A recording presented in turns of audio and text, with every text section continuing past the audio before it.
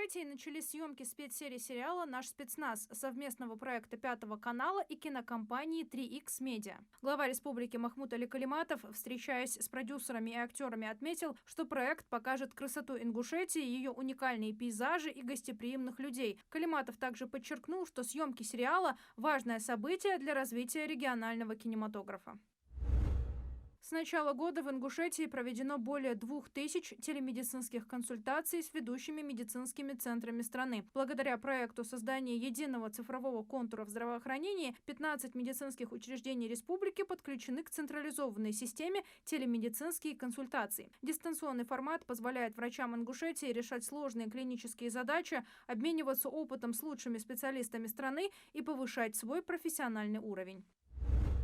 Около 20 тонн гуманитарного груза, включающего в себя стройматериалы для ремонта и восстановления поврежденных зданий и инфраструктуры, были отправлены из Ингушетии в Токмакский район. Груз гуманитарной помощью будет доставлен в ближайшее время. Напомню, Ингушетия взяла шефство над Токмакским районом в мае прошлого года. С тех пор республика активно работает над оказанием помощи пострадавшим и обеспечивает необходимые ресурсы для реабилитации района. Воспользоваться возможностью забрать остатки материнского капитала смогут свыше 730 тысяч семей, заявил глава Минтруда Антон Котюков. У этих семей, которые ранее направили материнский капитал на улучшение жилищных условий или оплату образования, остались суммы менее 10 тысяч рублей. Сейчас такие средства можно направить на накопительную пенсию матери, подчеркнул Котюков. Он напомнил, что согласно решению президента в ближайшее время будут подготовлены поправки в законодательство, которые позволят забирать неиспользованные остатки до 10 тысяч рублей в виде единовременной выплаты.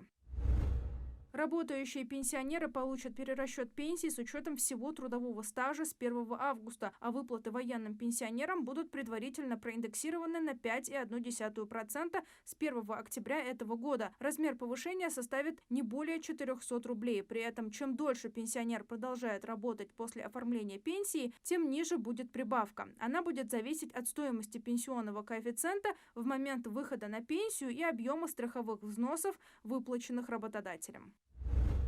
Госдума поддержит законопроект о выдворении мигрантов из страны за правонарушения еще по 20 статьям КоАП, сообщил спикер Госдумы Вячеслав Володин в своем телеграм-канале. Сейчас административное выдворение в качестве меры ответственности предусмотрено 22 статьями КоАП. В частности, к депортации прибегают, если мигрант нарушил законодательство о свободе совести или был причастен к незаконному обороту наркотиков. Выдворить из России могут за отдельные правонарушения в области защиты государственной границы и в сфере миграции, а также за некоторые другие деяния, отметили в МВД.